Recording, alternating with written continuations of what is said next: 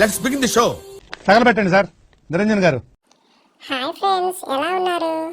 ఆడు వచ్చాడంటే పెద్ద తలనొప్పరా. ఏంటి మా ఛానల్ నుంచి వీడియోస్ రావడం లేదని చాలా మంది హ్యాపీగా ఉన్నట్టున్నారు. వచ్చేసాడు రాడు.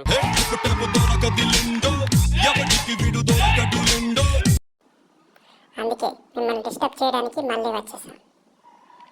సరే, ఫస్ట్ మిమ్మల్ని ఒక విషయం అడగాలని అనుకుంటున్నా. అసలు సీతాఫలానికి ఆ పేరు ఎలా వచ్చిందో తెలుసా?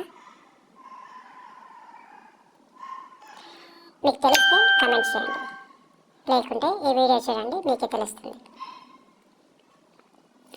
సో ఇప్పటికే మీకు ఒక ఐడియా వచ్చి ఉంటుంది, సీతాఫలానికి సీతకు ఏమైనా కనెక్షన్ ఉందా అని. ఎస్, మీరు ఊహించింది కరెక్టే. ఆ కనెక్షన్ ఏంటో తెలుసుకుందాం. ముందుగా మనం పళ్ళు అంటే ఏ కలర్లో ఉంటాయి? జనరల్గా అయితే పసుపు పచ్చ రంగులో ఉంటాయి. అప్పుడే అది మనకు పండినట్టు లేకుంటే పక్వానికి వచ్చినట్టు తెలుస్తుంది. కానీ సీతాఫలం మాత్రం కాయలా ఉన్నప్పుడు ఎలా పచ్చగా ఉంటుందో ఇంచుమించు పండులా ఉన్నప్పుడు కూడా అదే కలర్లో ఉంటుంది. అక్కడే అసలు కనెక్షన్ స్టార్ట్ అయింది. సో మనం టైం వేస్ట్ చేయకుండా అరణ్యవాసానికి వెళ్దాం. లాంగ్ ఏగో రాముడు 7 years అరణ్యవాసంలో ఉన్నాడు కదా. సో జస్ట్ ఇమాజిన్, సమ్మర్లో అయితే ఆల్మోస్ట్ అన్ని ఫలాలు దొరుకుతాయి, మనకు అన్ని ఫ్రూట్స్ దొరుకుతాయి. అలాగే సెప్టెంబర్ నుంచి జనవరిలో కూడా కొన్ని పళ్ళు దొరుకుతుంటాయి. సో ఇప్పుడంటే హైబ్రిడ్ మాయాజాలంతో కాలంతో సంబంధం లేకుండా అన్ని కాలాల్లో అన్ని ఫ్రూట్స్ లోపలిస్తున్నాం. కానీ వన్స్ అపాన్ ఎ టైం అయితే ఎగ్జాక్ట్గా రైనీ సీజన్లో నో ఫ్రూట్స్.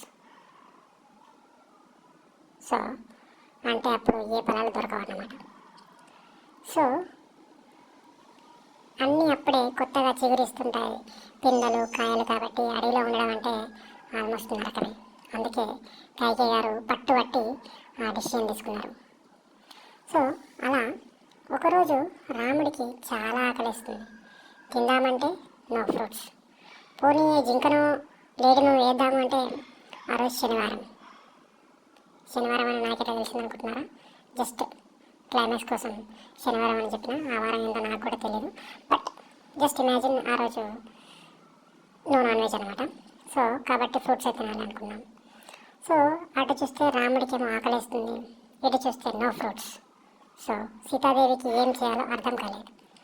మరి భర్త ఆకలి తీర్చడమే భార్య పని కాబట్టి తనకి ఏం చేయాలో పాలుపోలేదు.